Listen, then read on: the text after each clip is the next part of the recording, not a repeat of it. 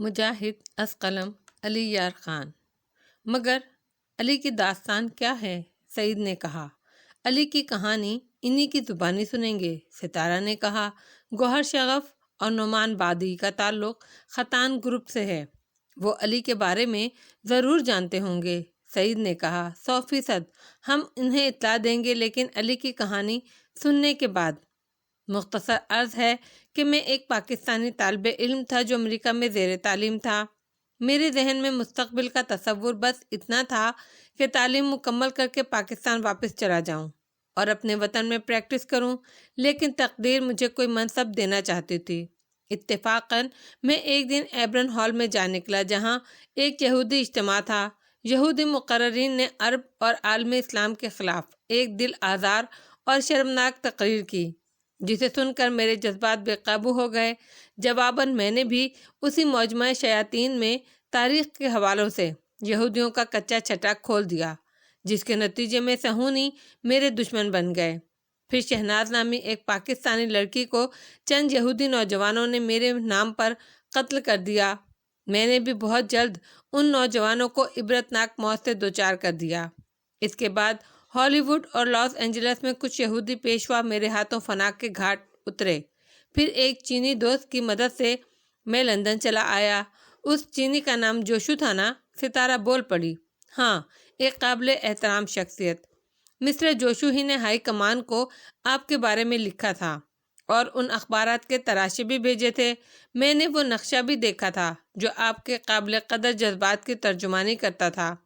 آپ کو یہ سن کر مسرت ہوگی علی کہ فلسطینی نوجوانوں نے اس نقشے کی بے شمار کاپیاں تیار کرائی ہیں، جن پر یہ عبارت درج ہے: علی یار خان کا تحفہ، ہر فلسطینی اس نشانی کو اپنے دل سے لگائے پھرتا ہے۔ ستارہ نے کہا، بہت خوبصورت نقشہ ہے۔ سعید نے پوچھا، ہاں سعید، اس میں فلسطین کے 4 کونوں پہ اسرائیلی نوجوانوں کی لاشوں کو رکھ کر ایک بہترین منظر پیش کیا گیا ہے۔ یہ ایک پیشن گوئی ہے کہ مستقبل میں فلسطین یہودیوں کی لاشوں سے بھر جائے گا اور ان کے سینوں پر ہمارا پرچم لہرا رہا ہوگا۔ بڑی جذباتی تصویر تھی۔ کیا آپ نے یہ سب کچھ امریکہ میں رہ کر کیا؟ بس یہ جوش جہاد تھا جس نے مجھے آفات و مصائب کی دشواریوں سے گزارا، سنگین خطرات سے دوچار کیا، اور پھر میں جوشو کے تعاون سے انگلینڈ پہنچا۔ تفصیل سے بتائیں مسٹر علی، یقیناً بڑی لرزہ خیز داستان ہوگی، ستارہ نے کہا، اور پھر میں نے جواباً ان دونوں کو لندن کی کہانی سنائی، اینی پارکر کے بارے میں بتایا، اور پھر جہاز میں پہنچنے تک کے سارے واقعات بیان کر دیے۔ دونوں کے چہرے پر جوش جذبات سے گل رنگ ہو گیا۔ پھر سعد اٹھا اور دیوانہ وار مجھ سے لپٹ گیا۔ اس نے بڑی جذباتی لہجے میں کہا، آخر یہ سعادت ہمارا مقدر تھی کہ اتنی عظیم شخصیت سے ملاقات ہو، اور پھر وہ مرد جانباز ہمیں میزبانی کا شرف بخشے۔ سعد دل کی گہرائیوں سے بول رہا تھا، مگر مسٹر علی، یہ میزبانی بڑی عجیب ہے۔ اس کی آواز سے شگفتگی کا اظہار ہو رہا تھا۔ میں اپنی منزل پر پہنچ گیا، بس یہی تصور میری زندگی کا حاصل ہے۔ آپ نے امریکی یہودیوں کو بدترین شکست دی ہے، یہ واقعی عظیم کارنامہ ہے، سعید نے احترام و محبت کے لہجے میں سرشار ہو کر کہا، اور اب میری یہ خواہش ہے کہ میں آپ کے شانہ بشانہ دین کی سربلندی کے لیے کام کروں۔ کاش بیت المقدس کی آزادی کے لیے شہید ہونے والوں میں میرا نام بھی شامل ہو۔ خدا کرے، دونوں نے بیک زبان کہا۔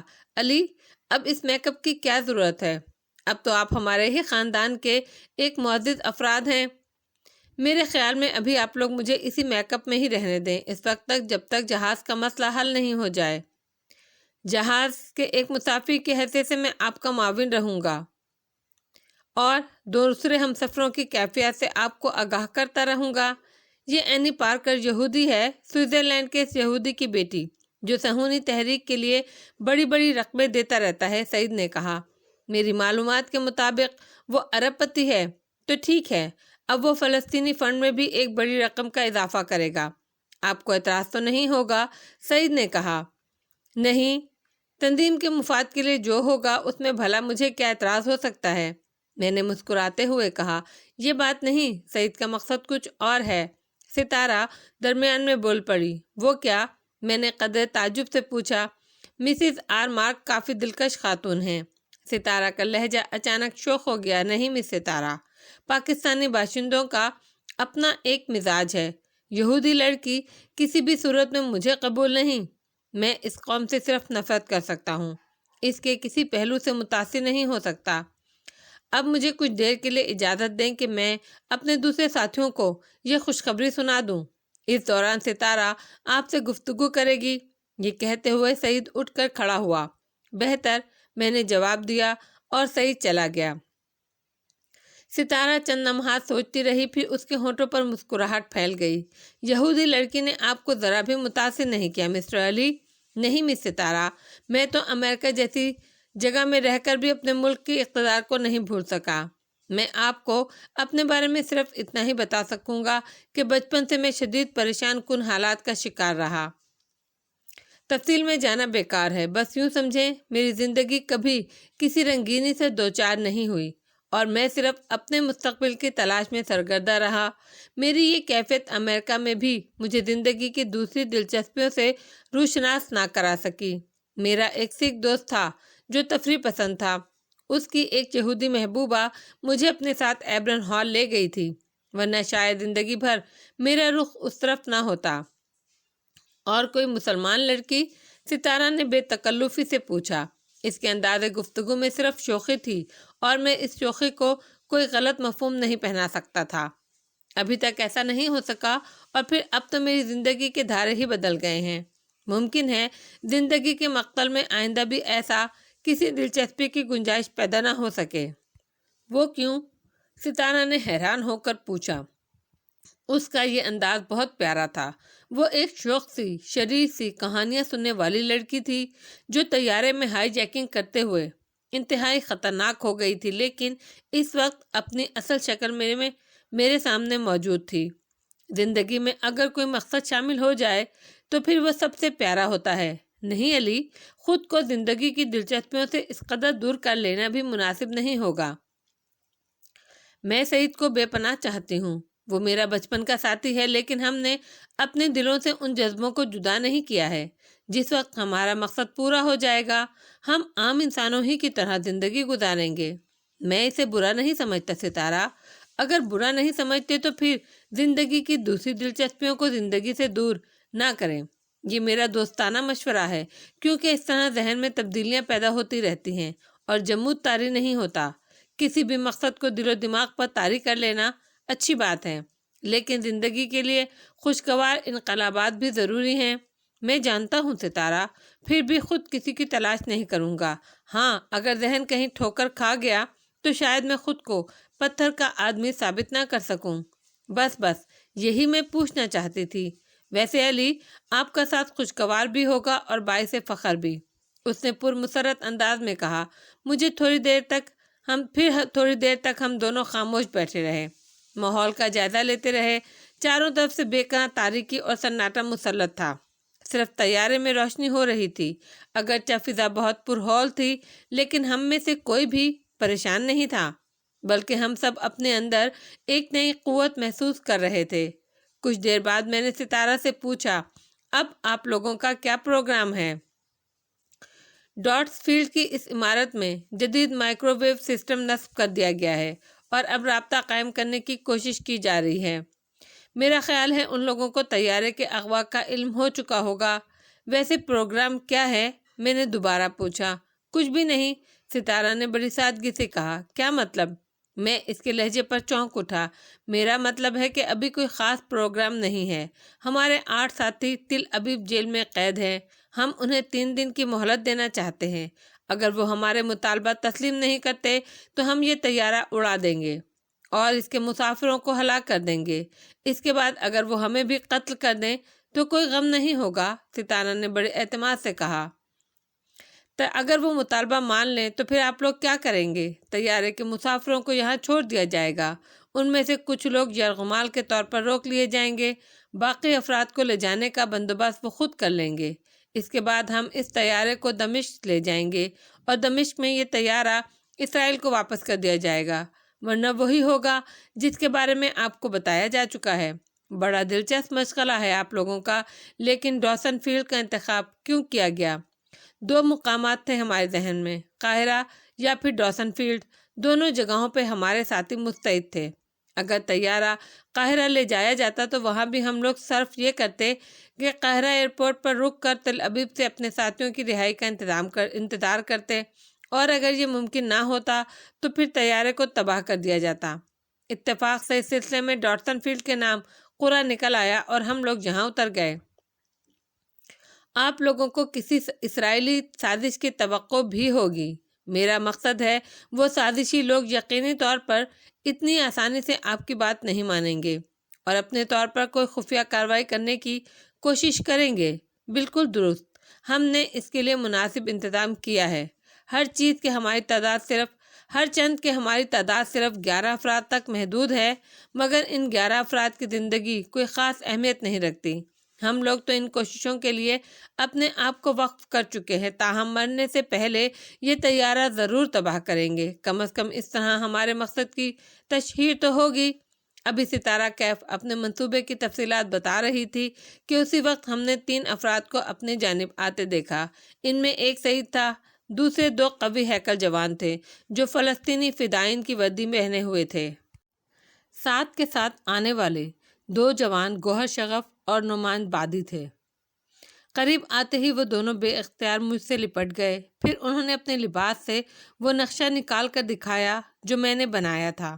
مجھ سے ان کی عقیدت کا یہ روشن ثبوت تھا۔ ان کے پاس میری تصویر بھی تھی جو کسی اخبار سے تراشی گئی تھی۔ میں ان لوگوں کے درمیان بے حد خوش تھا۔ سعید نے اپنی کارروائی کی تفصیل بتاتے ہوئے کہا، محمود جالود تل ابیب سے رابطہ قائم کرنے میں کامیاب ہو گئے ہیں۔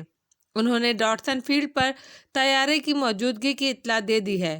میں نے اینی پارکر کا نام ان کے سامنے پیش کر دیا ہے۔ ان کے خیال میں یہ نام بے حد کارآمد ہے۔ وہ دوبارہ تل ابیب کو یہ اطلاع دینے جا رہے ہیں۔ محمود جالود کون ہیں؟ میں نے پوچھا۔ اس آپریشن کے انچارج، سعید نے بتایا۔ کیا وہ طیارے کے اغوا کے وقت موجود تھے؟ نہیں، وہ یہاں تھے۔ صبح ان سے تمہاری ملاقات کرائی جائے گی۔ سعید نے کہا، خطان کو تمہاری موجودگی کی اطلاع مل گئی تو وہ بہت خوش ہوں گے علی۔ انہوں نے تمہیں دیکھا نہیں، لیکن وہ تمہارے لیے اپنے دل میں بے پناہ محبت رکھتے ہیں۔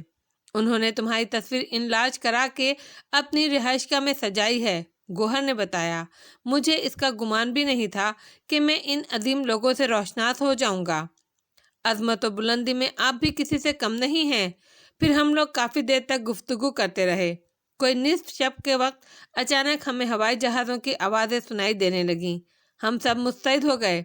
چاروں طرف سے سیٹیاں ابھریں اور ہم نے ٹیلے سے چھلانگ لگا دی۔ وہ 2 طیارے تھے۔ ایک بار وہ ہمارے سروں سے گزر گئے، پھر کافی دور جا کر پلٹے اور اچانک فضا میں تیز روشنی پھیل گئی۔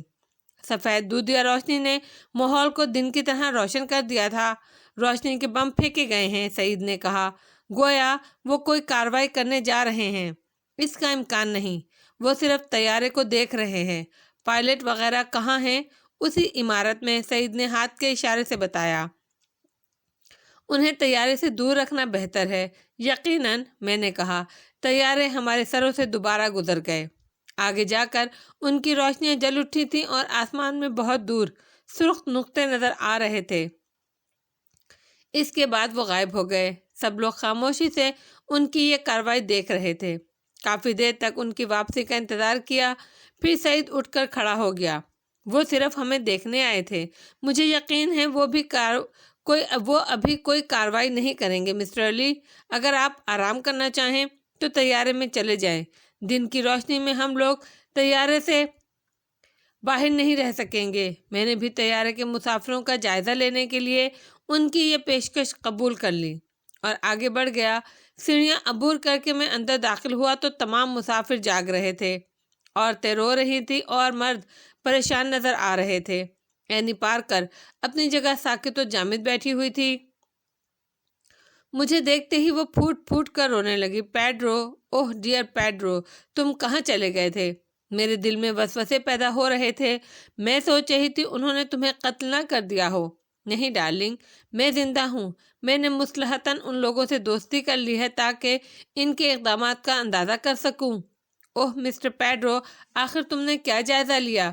ہمارے عقب میں بیٹھا ہوا ایک شخص جو شاید ہماری باتیں سن رہا تھا اچانک بول پڑا، مجھے جونس فلیک کہتے ہیں، معاف کیجیے گا، میں آپ لوگوں کی باتیں سن رہا تھا۔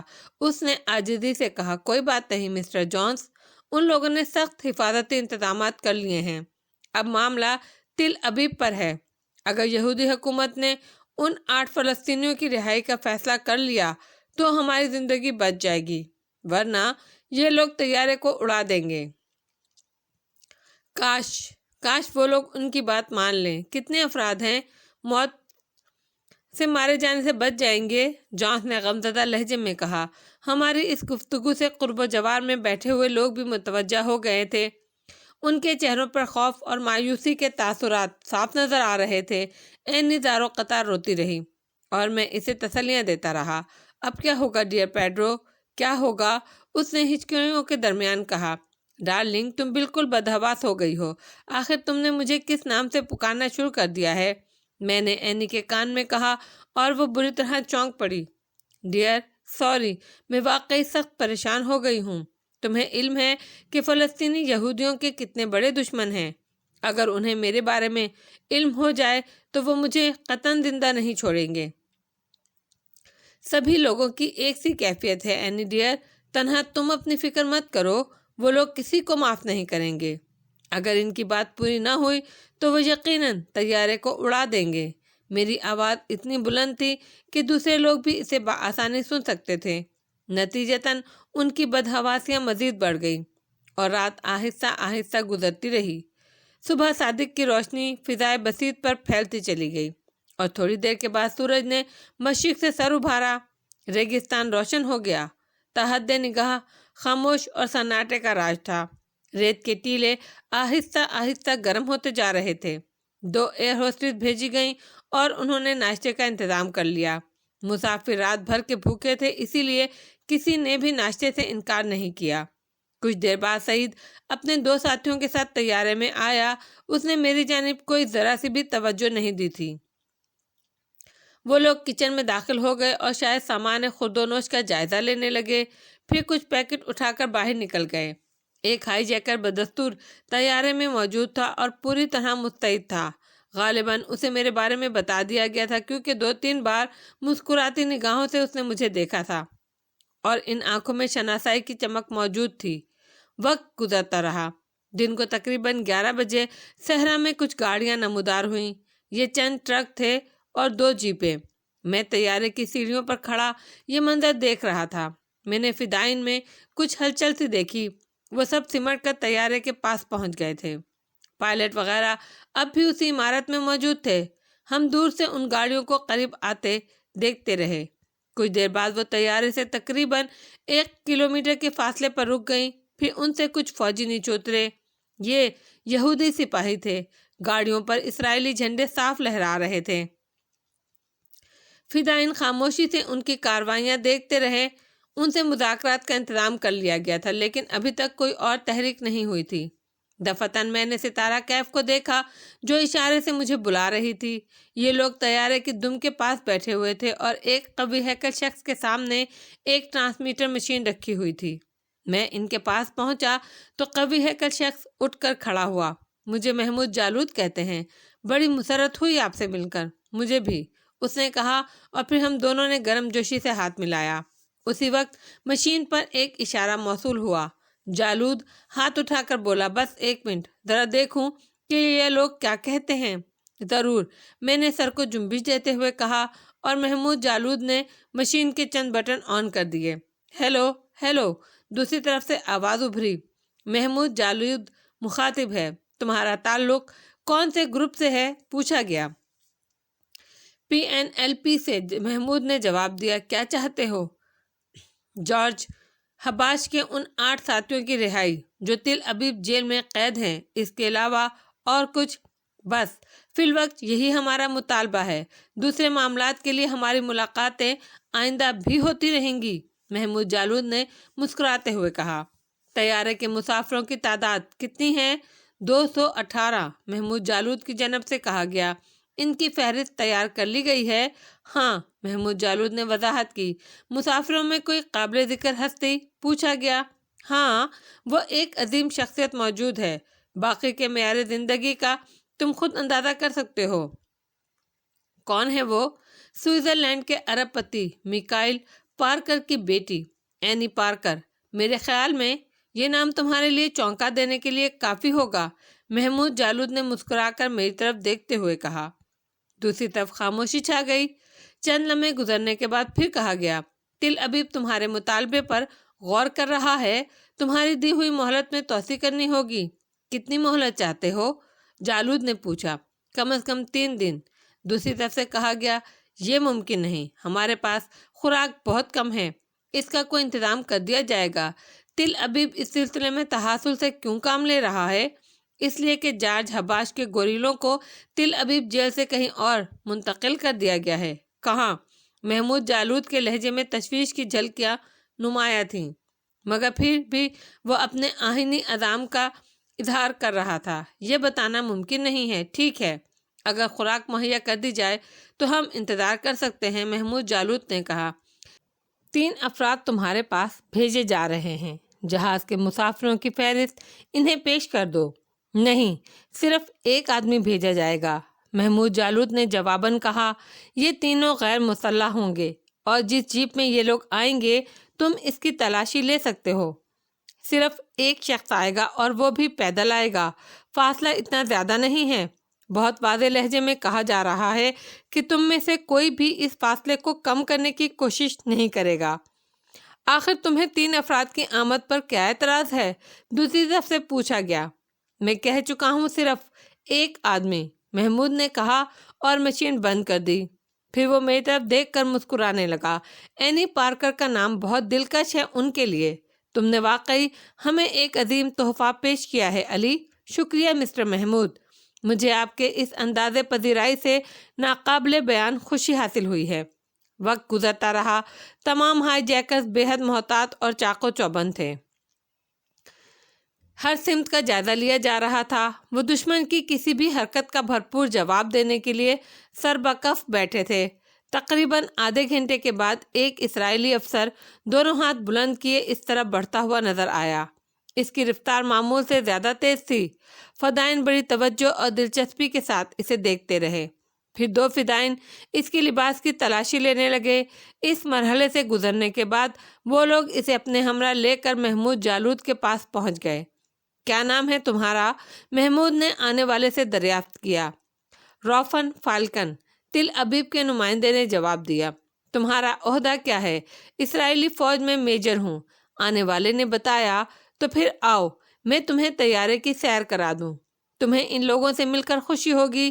ویسے تم سادہ لباس میں کیوں آئے ہو؟ محمود جالود نے پوچھا۔ اس کی کوئی خاص وجہ نہیں ہے، یہ ناممکن ہے، تم لوگ بلا سبب ایک قدم بھی نہیں اٹھاتے۔ پھر بھی ہمیں اس بات سے کوئی دلچسپی نہیں ہے، محمود جالود نے کہا اور چند دوسرے لوگوں کے ساتھ طیارے کی سیڑھیاں طے کرنے لگا۔ میں بھی انہی لوگوں میں شامل تھا۔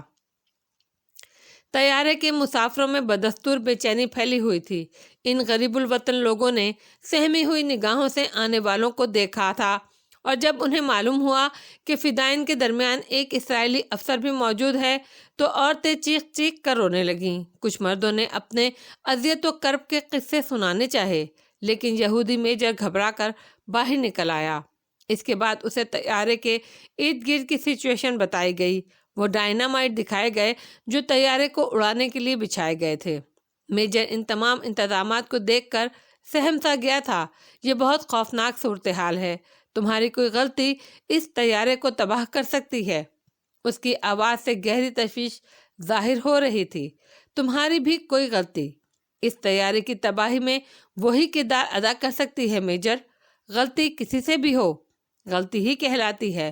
ہم اس وقت تک کوئی غلطی نہیں کریں گے جب تک تمہاری طرف سے کسی عیاری کا ثبوت فراہم نہ ہو جائے۔ محمود جالود کی زبان سے ادا ہونے والا ایک ایک لفظ جرأت و بے باکی کا مظہر تھا۔ طیارے میں خوراک کتنی ہے؟ میجر نے پوچھا۔ جتنی چند گھنٹوں کے سفر کے لیے ہو سکتی ہے، ویسے یہاں مزید خوراک موجود نہیں ہے۔ اور پانی؟ میجر نے گھبرا کر دوسرا سوال کیا۔ پانی کی بھی یہی کیفیت ہے۔ محمود جالود کے لہجے میں غیر معمولی ٹھہراؤ تھا۔ وہ اپنے اعصاب کی مضبوطی کا بار بار مظاہرہ کر رہا تھا۔ خود تمہارے اپنے پاس خوراک کی کیا کیفیت ہے، یہ ایک راز ہے، محمود جالود نے مسکراتے ہوئے کہا۔ پھر خوراک کے یہاں پہنچانے کا کیا بندوبست کیا جائے؟ میجر نے پوچھا۔ تم اسے ان ٹیلوں کے قریب ہیلی کاپٹر سے گرا سکتے ہو، جالود نے ایک طرف اشارہ کرتے ہوئے کہا۔ اگر کوئی گاڑی یہ خوراک لے آئے تو اس کی اجازت نہیں دی جا سکتی۔ تم اپنے 2 آدمیوں کو میرے ساتھ بھیج سکتے ہو، میجر نے کہا۔ یہ بھی ممکن نہیں، جالود نے اس کی بات ماننے سے انکار کر دیا۔ ٹھیک ہے، مجھے مسافروں کی فہرست فراہم کر دو، بالآخر اسرائیلی میجر نے کہا۔ جالود نے کچھ دیر بعد اسے فہرست پیش کر دی۔ یہودی میجر نے ایک نگاہ فہرست پر ڈالی اور اس کے چہرے پہ شدید اضطراب کے تاثرات ظاہر ہونے لگے۔ پھر وہ اٹھا اور فہرست لے کر چل پڑا۔ اس کے جانے کے بعد محمود جالود نے اپنے ایک ساتھی سے یہودی میجر کے اضطراب کا تذکرہ کیا تو وہ بول پڑا۔ آپ کا خیال درست ہے جناب، ان لوگوں میں کوئی ایسی شخصیت ضرور ہے جو ان لوگوں کے لیے غیر معمولی اہمیت رکھتی ہے۔ یقیناً اسی کو دیکھ کر میجر نے اپنے اعصاب پر قابو نہیں پا سکا۔ کون ہو سکتا ہے وہ؟ محمود جالود نے فکر مندی سے کہا۔ خدا جانے، مخاطب نے بھی اپنی لا علمی کا اظہار کیا۔ تم مجھے اس فہرست کی نقل دو، میں غور کروں گا، محمود جالود نے کہا۔ اس کے ساتھی نے اپنے سر کو اثبات میں جنبش دی اور پھر گہرا سکوت چھا گیا۔ بڑا سنسنی خیز ماحول تھا۔ صرف 1 کلومیٹر کے فاصلے پر اسرائیلی فوجی موجود تھے۔ وہ شدید غصے کے عالم میں پیچ و تاب کھا رہے تھے، لیکن مجبور تھے۔ اسرائیلی میجر تمام صورتحال کا جائزہ لے کر گیا تھا۔ اس نے ان لوگوں کو بتا دیا ہوگا کہ طیارے کے مسافروں کی زندگی بارود کے ڈھیر پر بسر ہو رہی ہے۔ انگلی کی ایک جنبش سے ان کی زندگی کا خاتمہ ہو سکتا ہے۔ ان کے جسموں کے ٹکڑے میلوں دور تک پھیل جائیں گے۔ وہ لوگ فوری طور پر کوئی خطرہ مول نہیں لے سکتے تھے۔ شام کو 4 بجے ایک ہیلی کاپٹر فضا میں نظر آیا۔ اس نے نیچی پرواز کی اور مجاہدین کسی حادثے کے لیے تیار ہو گئے، مگر چند لمحوں بعد ہی وہ ہیلی کاپٹر ان ٹیلوں کی طرف بڑھ گیا جہاں غذا گرانے کی ہدایت کی گئی تھی۔ ہیلی کاپٹر نے کئی کارٹن نیچے پھینکے، پلاسٹک کی بوتلیں بھی نیچے پھینکی گئیں جن میں پانی صاف نظر آ رہا تھا۔ اس کے بعد ہیلی کاپٹر واپس چلا گیا۔ مجاہدین جا کر وہ کرٹن اٹھا لائے۔ ان میں اعلیٰ قسم کی غذائیں، سگریٹوں کے پیکٹ، کافی کے ڈبے، ڈبل روٹی موجود تھی۔ فلسطینیوں کے ہوش مند رہنما نے فوری طور پر حکم دیا کہ ان غذاؤں میں سے ایک ذرا بھی فدائین استعمال نہیں کریں گے، بلکہ جہاز کے کچن سے جو کچھ محفوظ کر لیا گیا ہے وہی استعمال کرتے رہیں۔ کسی نے اس بارے میں کوئی سوال نہیں کیا اور اس ہدایات کی پوری پابندی کی گئی۔ پھر مسافروں کو یہودیوں کی فراہم کردہ غذا پیش کی گئی اور جو کچھ بچ گئی اسے صبح کے ناشتے کے لیے محفوظ کر لیا گیا۔ رات کو 9 بجے کے قریب محمود جالود نے مجھے طیارے سے بلوایا۔ اس وقت سعید، ستارہ اور 2 نامعلوم افراد بھی موجود تھے۔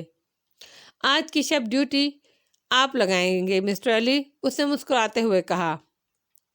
زہر نصیب، اس اعتماد نے مجھے نئی تقویت بخشی ہے۔ میرے لہجے سے ممنوعیت کا اظہار ہو رہا تھا۔ کیا آپ مائک تھریشر کو جانتے ہیں؟ کون مائک تھریشر؟ میں نے دریافت کیا۔ جہاز کا ایک مسافر ہے، بھاری بدن اور گنجے سر والا۔ ہمارے نزدیک یہ ایک مشکوک شخص ہے۔ میں نے اس شخص کو دیکھا ضرور ہے لیکن کوئی توجہ نہیں دی۔ مجھے اس کے بالوں سے صاف چکنا سر یاد رہ گیا تھا۔ 11 بجے تک آپ طیارے میں آرام کریں گے، پھر 11:30 بجے سے 2 بجے تک آپ کو ڈیوٹی انجام دینا ہوگی۔ بس سر و چشم، میں نے گردن جھکا کر کہا۔ اس دوران مائک تھریشر پر گہری نگاہ رکھیں۔ میں نے اس سلسلے میں دوسرے لوگوں کو بھی ہوشیار کر دیا ہے۔ ٹھیک ہے، میں نے جواب دیا اور واپس طیارے میں آ گیا۔ مائک تھریشر اپنی سیٹ پر موجود تھا اور آنکھیں بند کیے ایک ہاتھ سے کھوپڑی سہلا رہا تھا۔ اینی مجھے دیکھتے ہی رو پڑی۔ پیڈرو ڈارلنگ، یہ کہتے کہتے وہ اچانک رک گئی۔ اسے کچھ یاد آ گیا تھا۔ پھر وہ مجھے دوسرے نام سے مخاطب کرتے ہوئے بولی، مارک، میں کیا کروں؟ میں سخت پریشان ہوں، مجھے بھی باہر لے چلو، یہاں میرا دم گھٹا جا رہا ہے۔ حوصلہ رکھو اینی، وہ لوگ تمہیں باہر جانے کی اجازت نہیں دیں گے۔ اگر تم نے باہر قدم نکالا تو بے دریغ گولی مار دیں گے، میں نے آہستہ سے کہا۔ اینی اپنی سسکیاں لینے لگی۔ مجھے یہاں بہت ڈر لگ رہا ہے۔ یہ لوگ بڑے دل دہلانے والے باتیں کرتے ہیں، کہتے ہیں اسرائیلی ہر دھرم ہیں، وہ کبھی ہائی جیکرز کے مطالبات نہیں مانیں گے۔ بالآخر جہاز کو تباہ کر دیا جائے گا اور مسافر اپنی جانوں سے محروم ہو جائیں گے۔ میں ان کی باتیں سن کر کانپ جاتی ہوں۔ اس وقت مجھے تمہاری شدید ضرورت محسوس ہو رہی ہے پیڈرو۔ پھر پیڈرو، سوری آرماک، میں بہت نروس ہو گئی ہوں۔ بیچارے مسٹر تھریشر میری دلجوئی کرتے رہتے ہیں، ورنہ یہاں میرا کوئی ہمدرد نہیں ہے۔ سب اپنی اپنی پریشانیوں میں مبتلا ہیں۔ مسٹر تھریشر، میں نے تیز نظروں سے اسے دیکھتے ہوئے پوچھا، وہ جو اپنی سیٹ پر آنکھیں بند کیے بیٹھے ہیں، وہ گنجے سر والے؟ اوہ، تمہاری دوستی ہو گئی ہے ان سے؟ ہمدرد انسان ہیں، خود آئے تھے میرے پاس۔ کیا کہہ رہے تھے؟ میں نے رسمی انداز میں پوچھا۔ میری دلجوئی کر رہے تھے۔ بے حد نفیس انسان ہیں پیڈرو، میں نے انہیں اپنے بارے میں سب کچھ بتا دیا ہے۔ دراصل میں نے خود بخود ایسا نہیں کیا، انہوں نے تمہارے متعلق اس طرح سوالات کیے کہ میں بے اختیاری کے عالم میں حقیقت بیان کرنے پر مجبور ہو گئی۔ مجھے تم سے ایسے ہی کسی کارنامے کی توقع تھی اینی۔ بہرحال اب میں اس سلسلے میں ذرا بھی فکر مند نہیں۔ تم ناراض ہو گئے ہو آرماک؟ نہیں، میں ناراض نہیں ہوں۔ ویسے خود ان کے بارے میں تم کیا جانتی ہو؟ کچھ نہیں، میں نے ان سے پوچھا ہی نہیں۔ بس مسٹر تھریشر ہی کہلاتے ہیں وہ۔ ٹھیک ہے، تم خود کو سنبھالنے کی کوشش کرو، میں تمہیں حالات سے باخبر رکھوں گا۔ مسٹر تھریشر سے دوستی میں کوئی حرج نہیں ہے، ان سے ملتی رہو، میں نے بڑی محبت سے اینی کو مشورہ دیتے ہوئے کہا۔ اینی خاموش ہو گئی تھی۔ میں نے بھی آنکھیں بند کر لیں۔ سر گھوم رہا تھا۔ اس دوران سکون کی نیند نصیب نہیں ہوئی تھی۔ رات کو جاگ کر ڈیوٹی دینی تھی، اسی لیے ذہن کو سکون دینے کی کوشش کرتا رہا۔ کافی دیر گزر گئی تو میں اپنی جگہ سے اٹھا اور باتھ روم کی طرف چل پڑا۔ باتھ روم کا دروازہ کھول کر اندر داخل ہو رہا تھا کہ عقب سے کسی نے دھکا دیا اور میں نے بامشکل تمام خود کو سامنے کی دیوار سے ٹکرانے سے روکا، ورنہ شکل بگڑ کر رہ جاتی۔ میرے عقب میں باتھ روم کا دروازہ بند ہو چکا تھا اور پھر ایک زوردار ٹکر میرے سینے پر پڑی اور پسلیوں میں شدید تکلیف محسوس ہوئی۔ پھر میں نے ٹکر مارنے والے کو دیکھ لیا تھا، وہ وہی گنجے سر کا مالک تھا۔ قوی ہیکل گنجے نے میرا کالر پکڑ کر مجھے پوری قوت سے گھسیٹا، لیکن اب وہ آسانی سے اپنی منمانی نہیں کر سکتا تھا۔ میں نے اپنا بدن ڈھیلا چھوڑ دیا اور اس پر جا پڑا۔ یہ بات اس کی توقع کے خلاف تھی۔ میرا بدن اس پر پڑا تو توازن کھو بیٹھا، پھر دوسرے ہی لمحے میرا گھونسا اس کی ناک پر پڑا۔ وہ دروازے کے پاس سے ہٹنے کی کوشش کر رہا تھا کہ میں دوبارہ اس سے جا ٹکرایا۔ ناک سے مسلسل خون بہہ رہا تھا، جس کے باعث اس کا چہرہ بے حد خوفناک ہو گیا تھا۔ یکایک ایک خوفناک غراہٹ اس کے حلق سے نکلی اور وہ جھک کر کسی بیل کی مانند مجھ پر حملہ آور ہوا۔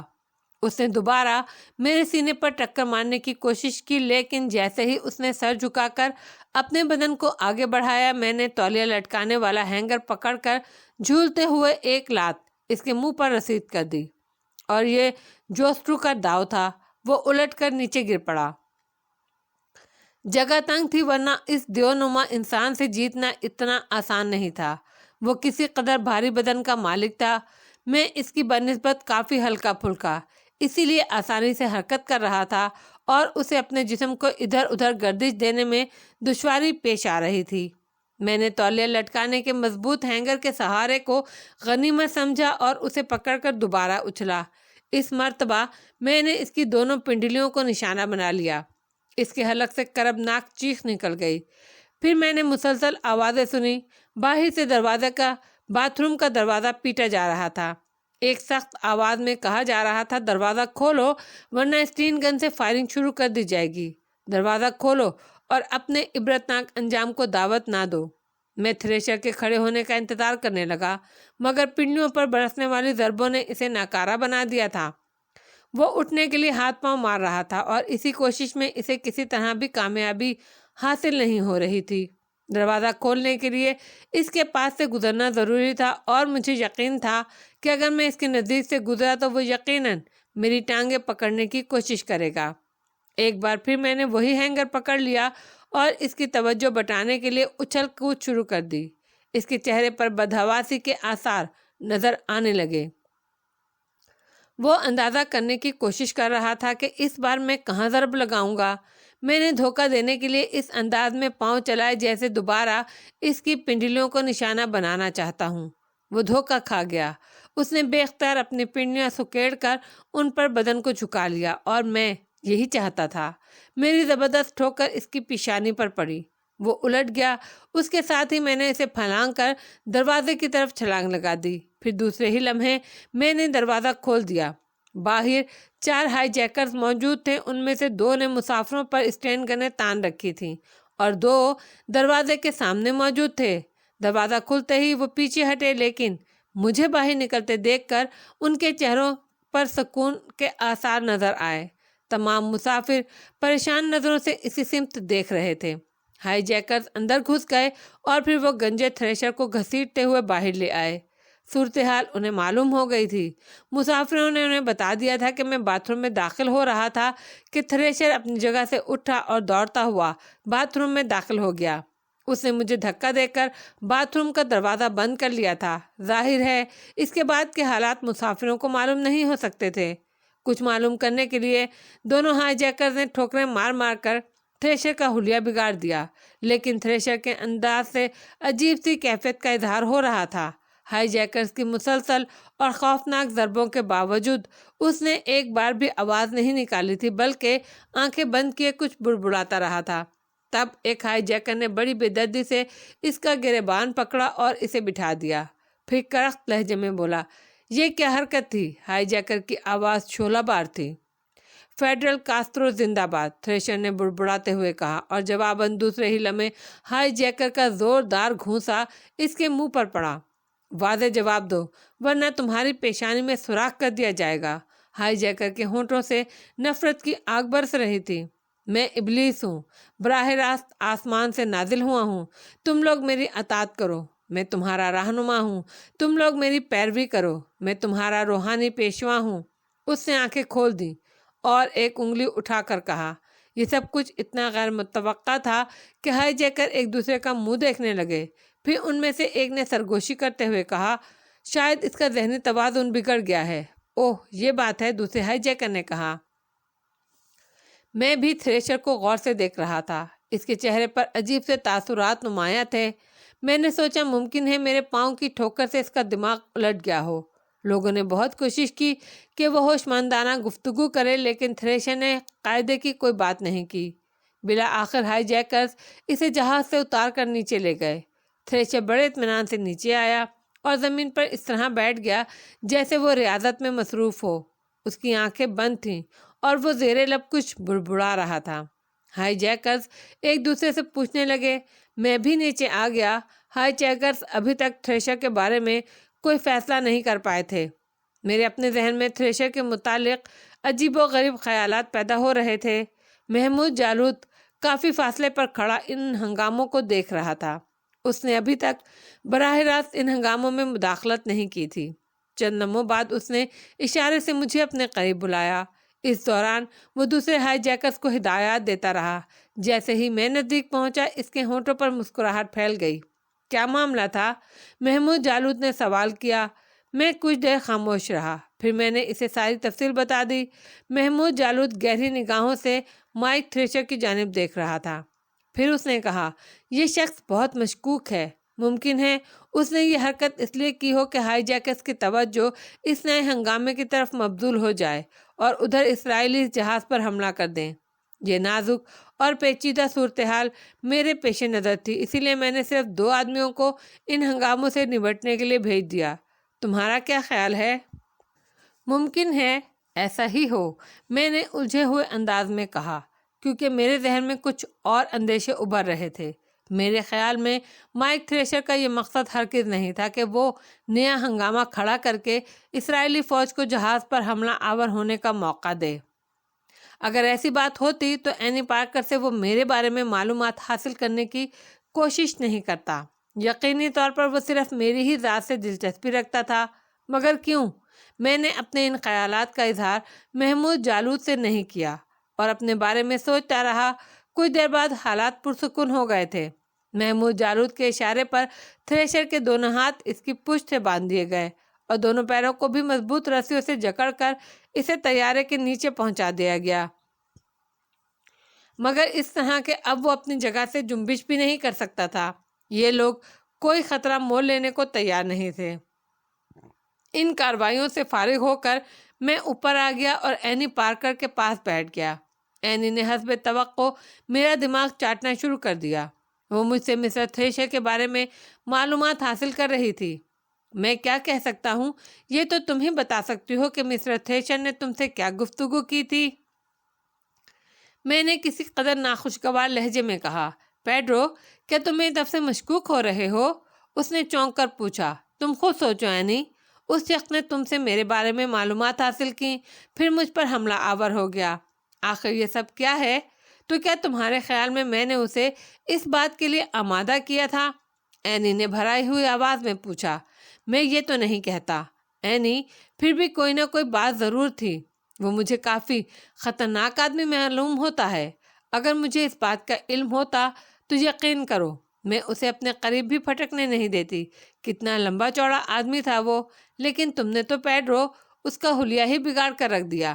میں نے اسے بغور دیکھا تھا، اس کی حالت بہت شکستہ نظر آ رہی تھی۔ اینی اس طرح میری بہادری کا اعتراف کر کے میرے ذہن سے ناگوار تاثرات زائل کرنا چاہتی تھی۔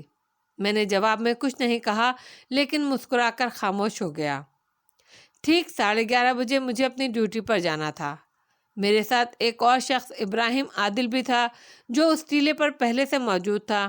ایک اسٹرین گن مجھے بھی دے دی گئی، حالانکہ میں اس کے استعمال سے بخوبی واقف نہیں تھا، پھر بھی وقت ضرورت ٹائیگر پر دباؤ تو ڈال ہی سکتا تھا۔ ابراہیم عادل بہت دلچسپ نوجوان تھا۔ وہ مجھے اپنی مہمات کے قصے سناتا رہا اور 2 گھنٹے کی سخت ڈیوٹی یوں گزر گئی کہ پتہ بھی نہیں چل سکا۔ ابراہیم عادل سے میری اچھی خاصی دوستی ہو گئی تھی۔ 2 گھنٹے کے بعد جب دوسرے 2 آدمیوں نے ہماری جگہ لی تو میں چونک کر انہیں دیکھنے لگا۔ ارے، ہماری ڈیوٹی ختم ہو گئی، وقت اتنا تیز رفتار ہے۔ جناب عالی، اب آپ آرام کریں، آنے والے دونوں افراد نے مسکراتے ہوئے کہا، اور ہماری جگہ سنبھال کر بیٹھ گئے۔ میں نے جہاز میں واپس جانا مناسب نہیں سمجھا، اسی لیے ریت کے ایک ٹیلے پر لیٹ کر گہری نیند سو گیا۔ تھکن اتنی زیادہ تھی کہ ایک ہی کروٹ سے سوتا رہا، یہاں تک کہ صبح کو آنکھ کھلی۔ سورج نکل آیا تھا، حالات بالکل پرسکون تھے، کوئی خاص بات ظاہر نہیں ہوئی تھی۔ تقریباً 10:30 بجے محمود جالود کو سامنے رکھے ہوئے وائرلیس پر اشارہ موصول ہوا۔ جواباً اس نے وائرلیس سوئچ آن کر دیا۔ میں میجر رافن فالکن مخاطب ہوں، تمہارے چیف سے بات کرنا چاہتا ہوں۔ کہو میجر، کیا بات ہے؟ محمود جالود نے پوچھا۔ ایک شخص تم سے ملنا چاہتا ہے، یہ سوئٹزرلینڈ کا تاجر مائیکل پارکر ہے۔ اس کی بیٹی جہاز میں سفر کر رہی تھی۔ اس کا نام اینی پارکر ہے۔ اگر تم مناسب سمجھو تو اسے اس کی بیٹی سے تھوڑی دیر کے لیے ملنے کی اجازت دے دو، ہم تمہارے شکر گزار رہیں گے، میجر رافن فالکن نے کہا۔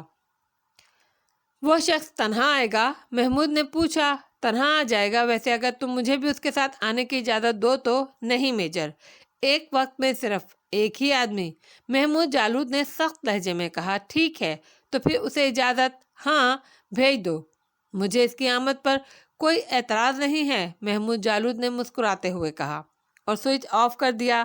پھر وہاں موجود لوگوں نے دیکھا وہ شخص جس کے بارے میں کہا گیا تھا تقریباً بھاگتا ہوا اس طرف آ رہا تھا۔ دبلا پتلا مخملی سا آدمی، اس کے دونوں ہاتھ فضا میں بلند تھے، چہرے پر خوف و دہشت کے آثار جھلک رہے تھے، لیکن پھر بھی جوش جذبات میں دوڑتا چلا آ رہا تھا۔ جب وہ قریب پہنچا تو سب لوگ اس کی شکل دیکھنے لگے۔ اس کا چہرہ گرد آلود تھا اور رخساروں پر آنسوؤں کی لکیریں جم سی گئی تھیں۔ وہ اس کے قریب پہنچ کر رک گیا۔ اس نے تھوک نکلتے ہوئے چاروں طرف دیکھا، جیسے سوچ رہا ہو ابھی کس طرف سے گولی آئے گی اور اس کے جسم کے کسی حصے میں سوراخ ہو جائے گا۔ محمود جالود کے اشارے پر ایک ہائی جیکر نے آگے بڑھ کر تلاشی لی، پھر اسے جہاز کے عقب میں لے جایا گیا۔ آپ مسٹر پارکر ہیں؟ آنے والے سے پوچھا گیا۔ جی ہاں جی ہاں، اس کی آواز لکنت زدہ تھی۔ نسلاً یہودی ہیں؟ دوسرا سوال کیا گیا۔ ہاں، مائیکل پارکر کے حلق سے گھٹی گھٹی آواز نکلی۔ غالباً وہ اس سوال کے لیے تیار نہیں تھا۔ آپ تو بڑے نسل پرست مشہور ہیں۔ غالباً ایک پوری اسلحہ فیکٹری آپ کے سرمائے سے تیار ہوئی ہے۔ محمود جالود کا ایک ایک لفظ نفرت و طنز کے زہر میں ڈوبا ہوا تھا۔ ہاں، پارکر رو دینے والی آواز میں بولا۔ اس کے اعصاب بکھرنے لگے تھے۔ آپ کی بیٹی اسی جہاز سے سفر کر رہی ہے؟ پوچھنے والے نے پھر پوچھا۔ ہاں، اس کی آواز میں لرزش بدستور موجود تھی۔ اس سے ملنا چاہتے ہیں آپ؟ محمود جالود کا انداز عجیب تھا۔ ہاں، اس نے گہری گہری سانس لیتے ہوئے کہا۔ محمود جالود نے ہاتھ سے اشارہ کیا اور دو ہائی جیکرز جہاز کی سیڑھیوں سے اوپر چلے گئے۔ تھوڑی دیر بعد وہ روتی چیختی اینی کو بازوؤں سے پکڑے ہوئے نیچے لے آئے۔ اینی اس طرح چیخ رہی تھی جیسے اسے مقتل کی جانب لے جایا جا رہا ہو۔ اس نے ابھی تک اپنے باپ کو نہیں دیکھا تھا۔ پھر اچانک اس کی نگاہ مجھ پر پڑی اور وہ حلق پھاڑ کر چیخی، پیڈرو بچاؤ، مجھے بچاؤ، یہ لوگ مجھے کیوں پکڑ کر لائے ہیں؟ آخر یہ مجھے کہاں لے جانا چاہتے ہیں؟ اپنے پاپا سے ملو۔ اینی، اس طرف دیکھو۔ میں نے پارکر کی طرف اشارہ کیا۔ میری آواز سنتے ہی اینی گھوم گئی۔ اس نے پارکر کو دیکھا اور چند لمحوں کے لیے اسے اپنی آنکھوں پر یقین نہیں آ رہا تھا۔ پھر وہ ہوش میں آئی تو دم بخود رہ گئی۔ صحرا کے دامن میں اس کی شدت جذبات سے لبریز صدا گونجنے لگی، پاپا، آپ نے آنے میں اتنی دیر کیوں کی؟ میکائل پارکر بھی بے اختیار ہو گیا اور دوڑ کر اینی سے لپٹ گیا۔ باپ کی آغوش محبت میں پہنچتے ہی اب اینی پھٹتے جذبات سے بے ہوش ہو گئی۔ پارکر نے اسے اپنے کمزور بازوؤں کا سہارا دینے کی کوشش کی مگر کامیاب نہ ہو سکا اور اینی لہراتے ہوئے گرد و غبار کے ڈھیر پر گر گئی۔ آپ یہاں بیٹھ کر اس کے ہوش میں آنے کا انتظار کر سکتے ہیں۔ وہ اس جذباتی منظر کو برداشت نہیں کر سکی، اس لیے بے ہوش ہو گئی ہے، محمود جالود نے ازراہ ہمدردی کہا۔ میکائل پارکر اپنی بیٹی اینی کا سر آغوش میں رکھ کر بیٹھ گیا۔ اس کی آنکھوں سے مسلسل آنسو بہہ رہے تھے اور وہ اینی کے بالوں میں محبت اور شفقت سے ہاتھ پھیر رہا تھا۔ پھر اس نے آنکھیں صاف کیں اور کچھ کہنے کی کوشش کی۔ اچانک اسی وقت اس کی نگاہ تھوڑے فاصلے پر بیٹھے مائک تھریشر پر پڑی جو رسیوں سے بندھا ہوا تھا۔ اوہ اوہ میرے اللہ، ہاورڈ، تم! اس کے منہ سے بے اختیار نکلا۔ تھریشر کی آواز ابھری۔ انسان کو چاہیے کہ وہ سوچے سمجھے بغیر بولنے سے گریز کرے۔ تم بھی اسی طیارے میں؟ اس کے باوجود وہ بولا، ہوش و حواس کا دامن نہ چھوڑیں اور وقت کی نزاکت کا احساس کریں مسٹر پارکر۔ میری بیٹی کو رہائی دلا دو ہاورڈ۔ تمہاری موجودگی میں بھی یہ سب کچھ ہو گیا؟ پارکر اس کی بات پر توجہ دیے بغیر بولا، اور اب تھریشر کی آنکھوں سے چنگاریاں پھوٹنے لگی۔ گدھوں کی زندگی بے مصرف ہوتی ہے، تھریشر غصیلے لہجے میں بولا، لیکن پارکر پھر بھی کچھ سمجھنے سے قاصر رہا، جبکہ ہم لوگ بخوبی تھریشر کی ذہنی کیفیت کو محسوس کر رہے تھے۔ پارکر نے جو نام لیا تھا اس نے ایک لمحے کے لیے میرے حواس گم کر دیے تھے اور میرے دل و دماغ میں شعلے بھڑک اٹھے تھے۔ Howard, olive Howard, olive Howard, mic thresher, میرے کانوں میں تیز آوازیں گونج رہی تھیں۔ اسی دوران اینی پارکر ہوش میں آ گئی۔ حواس بحال ہوتے ہی وہ دوبارہ چیخ مار کر باپ سے لپٹ گئی اور پھوٹ پھوٹ کر رونے لگی۔ Sorry papa, I am very sorry. میں نے اپنی حماقتوں سے آپ کے لیے اتنی پریشانیاں کھڑی کر دیں۔ اگر طیارہ ہائی جیک نہ ہوتا تو میں آپ کے پاس پہنچ چکی ہوتی، لیکن اب کیا کروں پاپا؟ خدا کے لیے مجھے ان لوگوں سے نجات دلا دیجیے۔ وہ روتی رہی۔ تم فکر مت کرو بیٹی، میں پوری کوشش کروں گا۔ تمہیں ان کی قید میں کوئی تکلیف تو نہیں ہے؟ مائیکل پارکر نے پوچھا۔ مجھے بہت ڈر لگ رہا ہے پاپا۔ اینی کی آواز کانپ رہی تھی۔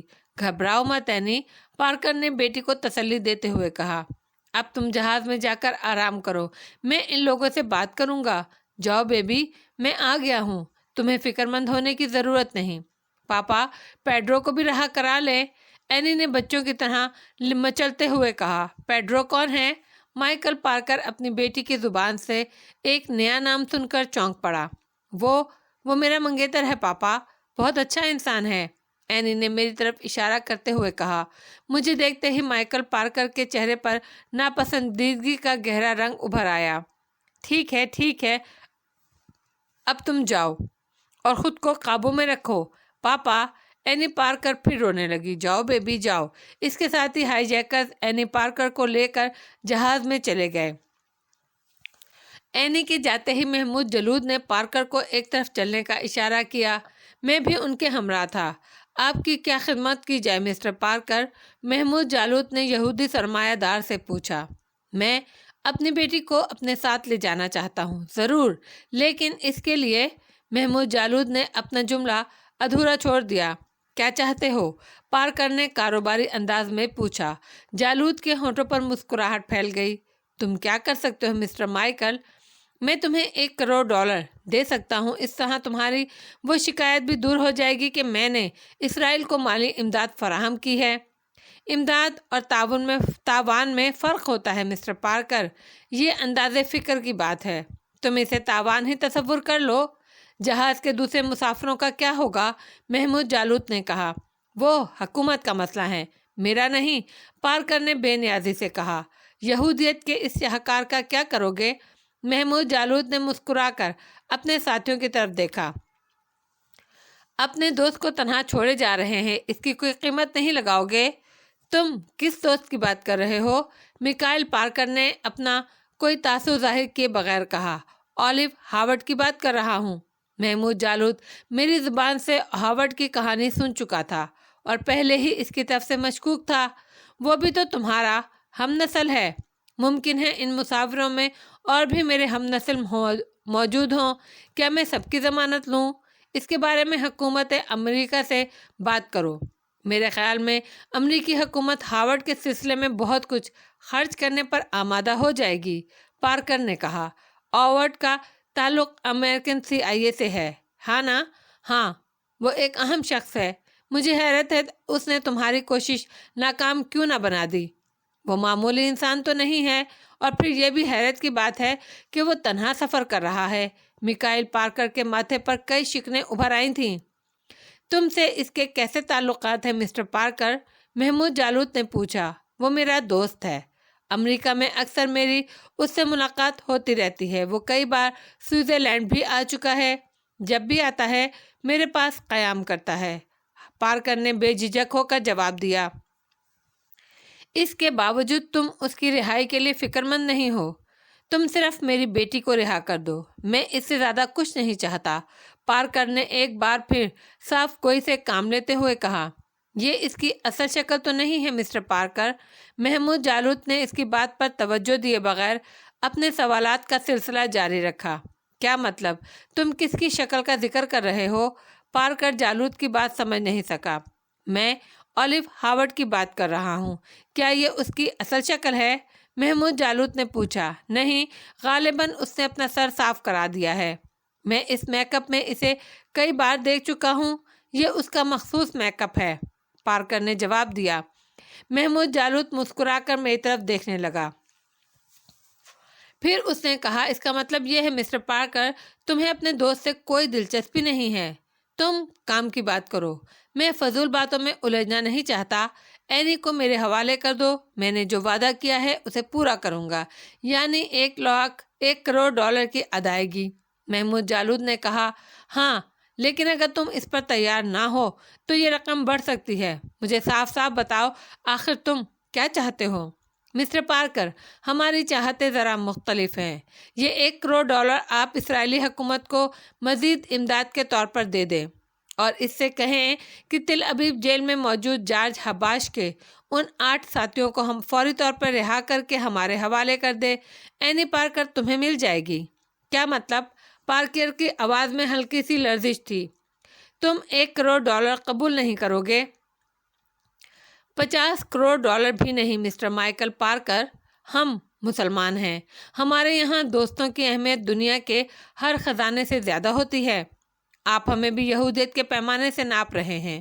براہ کرم اپنے ذہن سے اس خیال فاسد کو نکال دیں۔ ہم دولت کے لیے اپنے ساتھیوں کو قربان کر دیں گے۔ مسٹر پارکر، آپ نے اسرائیلی حکومت کی بہت مدد کی ہے، اسلحہ ساز فیکٹری لگوائی ہے، کروڑوں ڈالر ان پر قربان کیے ہیں۔ ہمارا خیال ہے اینی پارکر کے لیے حکومت اسرائیل 8 قیدیوں کی قربانی دے سکتی ہے۔ اس کے علاوہ آپ سے کسی اور شرط پر سودا نہیں ہو سکتا۔ پارکر کے چہرے پر حیرت کے آثار نمایاں تھے۔ وہ خوفزدہ نگاہوں سے محمود جالود کو دیکھتا رہا، پھر تھکے ہوئے لہجے میں بولا، اگر میں اس کوشش میں ناکام رہا تو اینی پارکر کا حشر بھی یہاں موجود دوسرے لوگوں سے مختلف نہیں ہوگا، اسے بھی اس طیارے کے ساتھ واصل جہنم کر دیا جائے گا۔ محمود جالود کا لہجہ اچانک وحشیانہ ہو گیا۔ نہیں نہیں، سنو، خدا کے لیے ایسا نہیں ہونا چاہیے۔ آخر اینی کا کیا قصور ہے؟ وہ تو ایک معصوم بچی ہے۔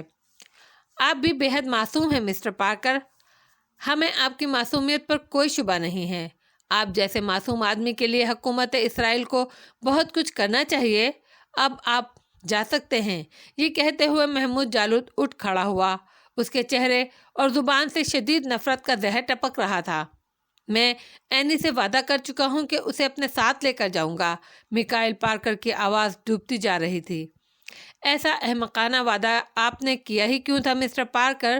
کیا آپ اس جگہ کو بھی اپنی ملکیت سمجھتے ہیں؟ جائیے مسٹر پارکر، اب آپ سے مزید گفتگو نہیں کی جا سکتی۔ ہم نے یہی رعایت دے کر بہت بڑا احسان کیا ہے کہ اینی سے آپ کی ملاقات کرا دی۔ ہمارے پاس زیادہ وقت نہیں، اور ہاں سنیے، اپنے کرم فرماؤں سے کہہ دیجیے گا خوراک صرف ایک وقت کی تھی۔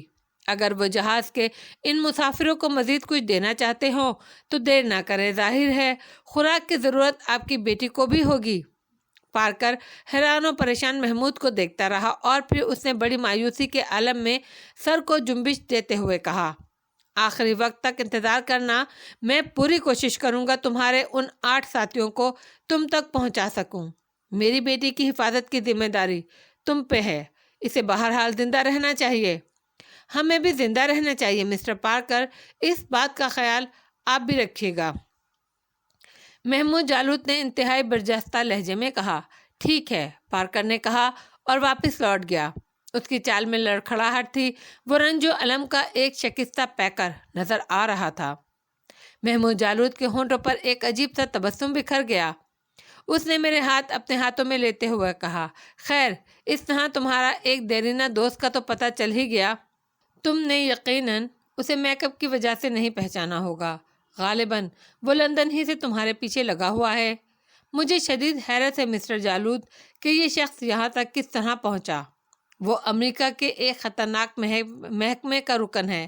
CIA کے بارے میں تمہاری معلومات بھی خاصی وسیع ہوں گی۔ یہ لوگ بہت ذہین اور عیار ہوتے ہیں۔ تمہارے خیال میں کیا یہ شخص تنہا ہوگا؟ محمود جالود نے کچھ سوچتے ہوئے کہا، ہرگز نہیں، مجھے یقین ہے اغوا شدہ لوگوں میں اس کے کچھ دوسرے ساتھی بھی ہوں گے۔ ویسے میں پارکر کی بات سے متفق ہوں کہ اس نے ہائی جیکنگ کے دوران کوئی مزاحمت نہیں کی، اور یہ بات میرے لیے ناقابل فہم ہے۔ CIA کا رکن ہونے کی حیثیت سے اس نے اس سلسلے میں کوئی غیر معمولی حرکت نہیں کی۔ حالات کا یہ بڑا عجیب پہلو ہے۔ محمود جالود کے چہرے پر فکر کی ہلکی ہلکی پرچھائیاں لرزنے لگی تھیں۔ اسے موقع نہیں مل سکا۔ آپ کے ساتھیوں کی مستعدی قابل تعریف تھی۔ میں تو صرف اس بات پر حیران ہوں آخر یہ میرے راستے پر کیسے لگ گیا۔ بیروت میں یقیناً اس نے میری گرفتاری کے لیے کوئی معقول انتظام کیا ہوگا۔ ہاں، اس کے امکانات ہیں، محمود جالود نے کہا، پھر اس کے ہونٹوں پر مسکراہٹ ابھر آئی۔ اینی پارکر کے بارے میں میرا رویہ ٹھیک تھا؟ بے حد شاندار۔ میں اپنے جذبات کا صحیح اظہار نہیں کر سکتا۔ آپ کا ایک ایک لفظ میرے ذہن میں محفوظ ہے۔ تمہیں اس لڑکی سے کوئی دلچسپی ہے؟ ہرگز نہیں۔ مجھے اس نسل کے ایک ایک فرد سے نفرت ہے۔ میں نے اس طرح جواب دیا کہ میرے الفاظ کی تپش صاف محسوس کی جا سکتی تھی۔ مجھے یقین ہے علی کہ بہت جلد ہمارے گروہ میں ایک ایسے جانباز کا اضافہ ہونے والا ہے جس کے کارنامے یہودیوں کو لرزہ بندام کر دیں گے۔ آؤ اب تمہارے دوست ہاورڈ سے بات کریں۔ پھر وہ میرا ہاتھ پکڑے پکڑے اس طرف بڑھ گیا جہاں ہاورڈ بیٹھا ہوا تھا۔ ہیلو مسٹر تھریشر، کیسے مزاج ہیں؟ محمود جالود کا لہجہ بظاہر شگفتہ تھا، لیکن اس میں پوشیدہ زہرناکی نظر انداز نہیں کی جا سکتی تھی۔ صبح ہونے والی ہے، شام کی سیاہی صبح کی روشنی سے گریزا ہے، سورج کی آمد ہے، ہاورڈ نے اس طرح کہا جیسے کوئی فلسفی اظہار خیال کر رہا ہو۔ شاید آپ کوئی نظم کہہ رہے ہیں مسٹر ہاورڈ۔ میکائل پارکر نے آپ کا تعارف کرا دیا ہے۔ یہ ہماری خوش نصیبی ہے، ورنہ ہم تو اس قدر عظیم شخصیت سے بے خبر ہی رہتے۔ گریگری پبلک اور سیسل بی ڈینٹل کا آپس میں کیا رشتہ ہے؟ ہاورڈ نے سوال کیا۔ وہ مسلسل اپنی ذات پر نقاب ڈالنے کی کوشش کر رہا تھا۔ وہی جو آپ کا اور میکائل پارکر کا ہے۔ جالود قہقہ مار کر ہنس پڑا۔ پھر یقیناً سبزیاں مہنگی ہو جائیں گی۔ آلو $10، مولی $5 اور گول کدو۔ ہاورڈ کی باتیں بے ربط تھیں، مگر سمجھنے والے سمجھ رہے تھے کہ وہ فریب دینے کی آخری کوشش کر رہا ہے۔ یہ اداکاری تم جیسے آدمی کو زیب نہیں دیتی۔ آخر تم کب تک اس قسم کی گھٹیا حرکتیں کرتے رہو گے؟ اب اپنے مصنوعی خول سے باہر نکل آؤ مسٹر ہاورڈ، ہمیں تمہارے بارے میں سب کچھ معلوم ہو چکا ہے۔ اب آپ سونے کے بھاؤ سنیے، ہاورڈ نے کہا۔ اس نے جالود کی کسی بات کو بھی قابل اتنا نہیں سمجھا تھا۔ بہتر ہے آپ خود ساختہ ریڈیو سے بازار کے بھاؤ نشر کرتے رہیں۔ ہماری نظر میں آپ کی حیثیت ان عام لوگوں سے زیادہ نہیں ہے جو طیارے میں موجود ہیں۔ آپ کو ان ساتھیوں سے بھی ہمیں کوئی دلچسپی نہیں ہے جو اس طیارے میں سفر کر رہے ہیں۔ اچانک جالود کا لہجہ بدل گیا۔ اس نے میرا ہاتھ پکڑ کر مڑتے ہوئے کہا، طیارے کو تھوڑی دیر بعد ڈائنامائٹ سے اڑا دیا جائے گا۔ جالود کی یہ ضرب بہت اثر انگیز ثابت ہوئی تھی۔ میں نے ایک نگاہ میں ہاورڈ کی چہرے کے تاثرات بدلتے دیکھے تھے۔ دوسرے ہی لمحے وہ بھرائی ہوئی آواز میں بولا، سنو، میری بات کراؤ، کہاں جا رہے ہو؟ رک جاؤ۔ جالود رک گیا۔ فرمائیے مسٹر ہاورڈ، کیا اس احمق تاجر نے تم سے کوئی وعدہ نہیں کیا؟ وہ ایک بااثر شخص ہے، پارکر، اسرائیلی حکومت کو تمہارے مطالبات ماننے کے لیے مجبور کر سکتا ہے۔ ہاورڈ اب اپنی حیثیت میں گفتگو کر رہا تھا۔ شاید آپ کا ذہنی توازن درست ہو گیا ہے۔ فضول باتوں میں وقت ضائع نہ کرو۔ تم لوگ اپنے مقصد کو حاصل کرنے کے لیے ٹھوس اقدامات کرو۔ ان معصوم اور بے گناہ لوگوں کی جانوں کے ضیاع سے تمہیں کیا فائدہ حاصل ہوگا؟ طیارے میں آپ کے کتنے ساتھی ہیں مسٹر ہاورڈ؟ جالود نے پوچھا۔ 3، فوکر، مائیکل اور برانس، اس کے علاوہ کوئی نہیں ہے۔ علی یار خان کی گرفتاری کے انتظامات کے بارے میں کچھ بتائیں گے؟ ان باتوں سے تمہیں کوئی دلچسپی نہیں ہونی چاہیے، ہاورڈ نے کہا۔ بہت زیادہ دلچسپی ہے مسٹر اولیو ہاورڈ، کیونکہ اب علی یار خان کا تعلق ہماری ذات سے ہے۔ اب تفصیلات بتانے کی کیا ضرورت ہے، وہ تمہارے پاس موجود تو ہے، پھر بھی ہماری دلچسپی کے لیے۔ محمود جالود نے کہا۔ ہاورڈ خونی نگاہوں سے مجھے دیکھنے لگا، پھر بولا، یہ معاملہ تمہارے مشن سے کوئی تعلق نہیں رکھتا۔ امریکہ میں ہر شخص کو آزادی حاصل ہے۔ وہاں کے مسلمان بھی اپنے مذہبی فرائض اسی طرح انجام دیتے ہیں جس طرح یہودی۔ ایبرن ہال میں یہودی اجتماع مخصوص لوگوں کے لیے تھا۔ یہ خود وہاں گیا تھا اور تقریر کر کے یہودیوں کے مذہب کی دھجیاں اڑا دیں۔ اس نے اتنی اشتعال انگیز باتیں کی کہ چند یہودی نوجوان اس کے دشمن ہو گئے، اور پھر انہوں نے اس کے خلاف انتہائی کارروائی کی، جس کے نتیجے میں اس نے انہیں قتل کر دیا۔ اس کے علاوہ اس نے کئی دوسرے یہودیوں کو قتل کر دیا۔ تم ہی بتاؤ، کیا اتنے جرائم کے بعد بھی حکومت امریکہ کا یہ مجرم نہیں ہے؟ بولتے رہیے مسٹر ہاورڈ، محمود جالود نے کہا۔ اس سے زیادہ مجھے کچھ نہیں کہنا ہے کہ تم اچھی طرح سمجھ لو کہ یہ معاملہ اس معاملے سے بالکل مختلف ہے۔ لندن میں آپ مسٹر علی کے خلاف کیا کرتے رہے ہیں، یہ میرا ذاتی معاملہ ہے۔ بہرحال میں بہت مختصر وقت میں اس تک پہنچا، ورنہ حالات مختلف ہوتے۔ شاید تم لوگ یہ طیارہ اغوا بھی نہیں کر سکتے، لیکن ایسا ہی ہوتا ممکن ہے۔ بیروت میں کیا بندوبست تھا؟ وہاں طیارے سے اترتے ہی اسے گرفتار کر لیا جاتا اور پھر سارا کھیل ختم ہو جاتا۔ ہاورڈ نے جواب دیا۔ شکریہ مسٹر ہاورڈ، ہمیں اس سے زیادہ کچھ نہیں معلوم کرنا ہے، اور اب آپ آرام کریں، کیونکہ ایک بات اور، آپ نے مسٹر علی پر حملہ کرنے کی حماقت کیوں کی؟ بس انسان سے کبھی نہ کبھی کوئی حماقت ہو ہی جاتی ہے۔ میں شدید جھنجھلاہٹ کا شکار ہو گیا تھا۔ میرا اندازہ تھا کہ صورتحال بگڑ گئی ہے اور اب اس کی گرفتاری ممکن نہیں رہی ہے۔ میں نے سوچا کہ دیوانگی کی آڑ لے کر اسے قتل کر دوں، بعد میں جو ہوگا دیکھا جائے گا۔ سچ بولنے پر تمہارا مزید شکریہ، لیکن افسوس یہ ہے کہ آپ اپنی اس حماقت کی کوشش میں کامیاب نہیں ہو سکے۔ اور علی نے آپ کا ذہنی توازن مکمل طور پر درست کر دیا۔ آؤ علی، یہ کہہ کر جالود مڑا اور میرا ہاتھ پکڑ کر آگے بڑھ گیا۔ میں اولیو ہاورڈ کے ان الفاظ پر اپنے جسم میں ہولناکی محسوس کیے بغیر رہ نہیں سکا۔ گویا بیروت ایئرپورٹ پر میری ان تمام کارروائیوں کا اختتام ہونے والا تھا۔ کیسا اذیتناک لمحہ ہوتا کہ میں اپنی تمام تر کوششوں میں وہاں پہنچ کر ناکام ہو جاتا، لیکن دوسرے ہی لمحے جان دینے کا وہی دل نشین تصور میرے ذہن میں ابھر آیا۔ یہ تو کوئی خاص بات نہیں تھی، قدرت نے ہر جگہ میری مدد کی تھی، ورنہ امریکہ جیسے ملک میں ایک بے سہارا مجرم کو کیا حیثیت تھی۔ پھر میں امریکہ سے لندن تک بخیریت پہنچا اور وہاں سے نکلا۔ دشمنوں نے اپنا کام پورا کر لیا، تب بھی قدرت نے میری مدد کی اور طیارہ ہائی جیک ہو گیا۔ میرے دل میں جذبہ ایمان کچھ اور فیروزہ ہو گیا۔ مجھے یقین تھا کہ میں جن راہوں پر گامزن ہوں وہ نیکی کے راستے ہیں، اسی لیے دست غیب میرے سر پر سایہ فگن ہے۔ بس یہی تصور تھا جو مایوسیوں کے اندھیرے میں بھی کسی فانوس کی مانند جل رہا تھا۔ اسی تصور نے خارزار حیات میں بھی مجھے یہ احساس بخشا تھا کہ میرے پیروں کے نیچے لالائے گل بچھے ہوئے ہیں۔ میں سبک روی کے ساتھ اپنی منزل کی جانب رواں دواں تھا۔ اس وقت تقریباً 12:30 بجے تھے جب ہیلی کاپٹر فضا میں بلند ہوتا نظر آیا اور اس جانب بڑھنے لگا جہاں پہلے روز خوراک گرائی گئی تھی۔ ہر چند کہ یہ معمول کے مطابق تھا، اس بات کے امکان روشن تھے کہ ہیلی کاپٹر کا کام صرف خوراک گرانا ہے، وہ کسی دوسری کارروائی کے لیے نہیں بھیجا گیا۔ اس کے باوجود محمود جالود کے تمام ساتھی ہوشیار تھے۔ اسٹین گنیں، مشین گنیں لیے وہ ہیلی کاپٹر کی جانب گرا تھے۔ ہیلی کاپٹر نے خوراک کے تھیلے گرائے، پھر وہ جدھر سے آیا تھا اسی طرف لوٹ گیا۔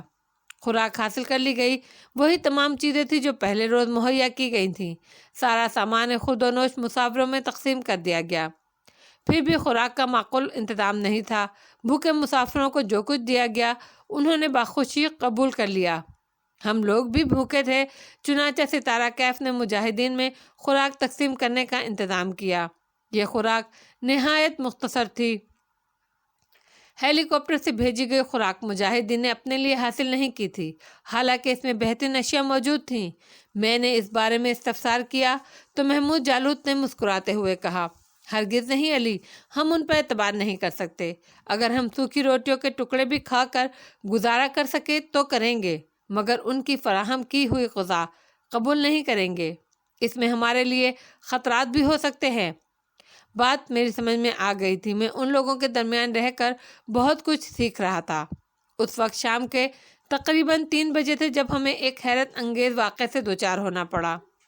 اولیو ہاورڈ اب بھی اسی جگہ بیٹھا ہوا تھا جہاں اسے جہاز سے اتار کر بٹھا دیا گیا تھا۔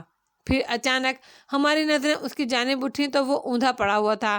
میں اور سعید بھاگتے ہوئے اس کے پاس پہنچے۔ اسے کیا ہوا؟ سعید نے تحیر آمیز لہجے میں کہا اور اس کے ساتھی اولیو ہاورڈ کو شانوں سے پکڑ کر سیدھا کرنے کی کوشش کی، لیکن وہ ایک جانب لڑک گیا۔ اوہ، کیا یہ مر گیا؟ پتہ نہیں۔ تم 1 منٹ رکو، میں ذرا حاتم احسانی کو بلا لاؤں، سعید نے کہا اور ایک جانب دوڑتا ہوا چلا گیا۔ اسی وقت طیارے سے ایک ہائی جیکر اترتا دکھائی دیا، یہ بھی محمود جالود کی طرف جا رہا تھا۔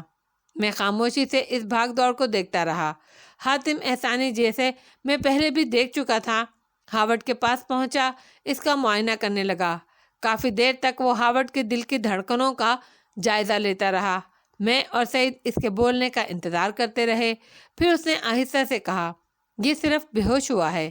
ابھی کچھ ہی دیر گزری تھی کہ طیارے سے اترنے والے ہائی جیکر کے ذریعے یہ چونکا دینے والی اطلاع بھی ہم تک پہنچ گئی کہ طیارے کے تقریباً تمام مسافر بے ہوش ہو چکے تھے۔ دوسری جانب عمارت میں ایئر ہوسٹس اور پائلٹ بھی بے ہوش پڑے ہوئے تھے۔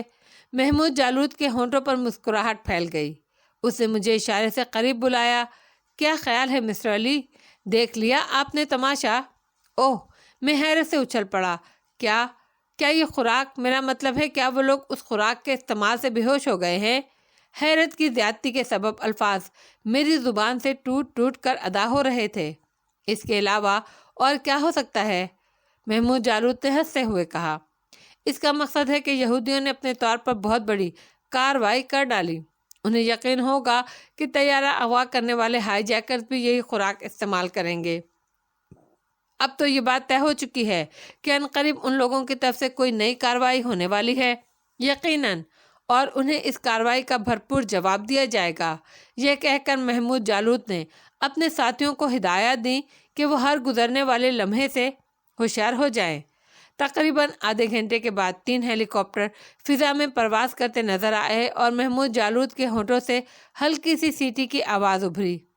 یہ تینوں ہیلی کاپٹر آن کی آن میں ہمارے سروں پر پہنچ گئے اور کافی نیچی پرواز کر کے انہوں نے جہاز کے ارد گرد کا جائزہ لینا شروع کر دیا۔ پھر وہ مطمئن انداز میں ہم سے تھوڑے فاصلے پر اتر گئے۔ ہر ہیلی کاپٹر میں 4 افراد تھے جو پوری طرح مسلح تھے۔ یہ لوگ تیزی سے ہماری جانب دوڑے۔ اسی وقت محمود جالوت کے ساتھیوں نے ان پر اسٹین گنوں سے گولیوں کی بوچھاڑ کر دی۔ یہ تمام افراد ایسی جگہ تھے جہاں قرب و جوار میں ان کے لیے کوئی جائے پناہ نہیں تھی۔ فدائین کی گولیوں نے انہیں بھون کر رکھ دیا۔ دیکھتے ہی دیکھتے ان کے خون اگلتے جسم ریت پر تڑپتے رہے۔ محمود جالوت کے اشارے پر مارٹر گنوں سے ہیلی کاپٹر پر بھی گولے برسائے گئے اور ہیلی کاپٹر وہیں کھڑے کھڑے تباہ ہو گئے۔ اس کے بعد وائرلیس پر ان لوگوں سے رابطہ قائم کیا گیا۔ محمود جالوت کی باروب آواز ابھری، آپ لوگوں کی طرف سے بدمعاشی کا آغاز ہو چکا ہے، اس سے ہم بھی اپنی کارروائی کرنے کے لیے آزاد ہیں۔ تمہاری بھیجی ہوئی نشہ آور غذا کسی مجاہد نے استعمال نہیں کی، یہ جان کر تمہیں یقیناً دلی صدمہ ہوگا۔ بہرحال تم لوگوں کو صرف 4 گھنٹے دیے جا رہے ہیں۔ اس دوران ہمارے ساتھی ہر قیمت پر یہاں پہنچ جانے چاہیے۔ اس وقت 4 بجے ہیں، 4 بجنے میں 10 منٹ باقی ہیں۔ 7:50 پر ہم اپنے مطالبے کی عملی شکل دیکھنا چاہتے ہیں، ورنہ 51 منٹ پر طیارہ اڑا دیا جائے گا۔ اس کے ساتھ ہی گفتگو کا یہ سلسلہ قطعی طور پر منقطع کیا جا رہا ہے۔ اب اس بارے میں مزید کوئی بات نہیں ہوگی۔ جالوت نے ٹرانسمیٹر بند کر دیا اور مجاہدین دوسری کارروائیوں میں مصروف ہو گئے۔ کھنڈرنما عمارت سے پائلٹ اور ایئر ہوسٹسوں کو لا کر طیارے میں بند کر دیا گیا۔ اس کے ساتھ ہی طیارے کے تمام سسٹم چیک اپ کیے گئے اور ڈائنامائٹ درست کر دیے گئے۔ تقریباً 7 بجے محمود جالوت سعید ستارہ کیف اور دوسرے 2 مجاہدین ایک جگہ جمع ہو گئے۔ جالوت کے چہروں پر پتھروں کی سی سختی تھی۔ اس نے مجھے طلب کرتے ہوئے کہا، علی یار خان، ہم میں سے ہر شخص آپ سے محبت کرتا ہے، آپ سے عقیدت رکھتا ہے۔ ہماری دعا ہے آپ اپنے مقصد میں کامیاب ہوں اور فلسطینی مقاصد کی تکمیل میں کارہائے نمایاں انجام دیں۔ صورتحال اس نازک موڑ پر آ گئی ہے جہاں تقدیر اپنا فیصلہ کرے گی، لیکن میں نے اپنے ساتھیوں کے مشورے سے کچھ اور فیصلے کیے ہیں۔ وہ کیا؟ میں نے مضطرب ہو کر پوچھا۔ ہم آپ کی زندگی محفوظ رکھنا چاہتے ہیں۔ اگر ان لوگوں نے ہمارا مطالبہ تسلیم نہیں کیا تو طیارہ مسافروں سمیت اڑا دیا جائے گا، لیکن ان مسافروں میں سے ہم کچھ ایسے مسافروں کو آزاد کرنے کا فیصلہ کر چکے ہیں جن کا تعلق دوسرے ممالک سے ہے۔ ان میں عورتیں اور بچے بھی شامل ہوں گے۔ آپ ان آزاد ہونے والے مسافروں میں ہوں گے اور مصر آرماک کی حیثیت سے آپ کو کوئی دشواری پیش نہیں آئے گی، کیونکہ ہاورڈ اور اس کے ساتھی طیارے کے ساتھ تباہ ہو چکے ہوں گے اور آپ کی نشاندہی کرنے والا کوئی باقی نہیں بچے گا۔ آپ ان لوگوں میں شامل رہیں۔ میرا خیال ہے یہودی لڑکی آپ کی بہترین مددگار ثابت ہوگی۔ کسی مناسب موقع پر آپ بیروت نکل جائیں، اس طرح آپ کو مزید آسانیاں حاصل ہو جائیں گی۔ آپ کا سامان طیارے کے ساتھ تباہ ہو جائے گا۔ آپ خود کو بیروت کا باشندہ ظاہر کر سکتے ہیں۔ بیروت پہنچ کر آپ ایک مخصوص پتے پر جائیے گا جو میں آپ کو بتا دوں گا۔ وہاں سے آپ کو تنظیم کے رہنماؤں تک پہنچا دیا جائے گا۔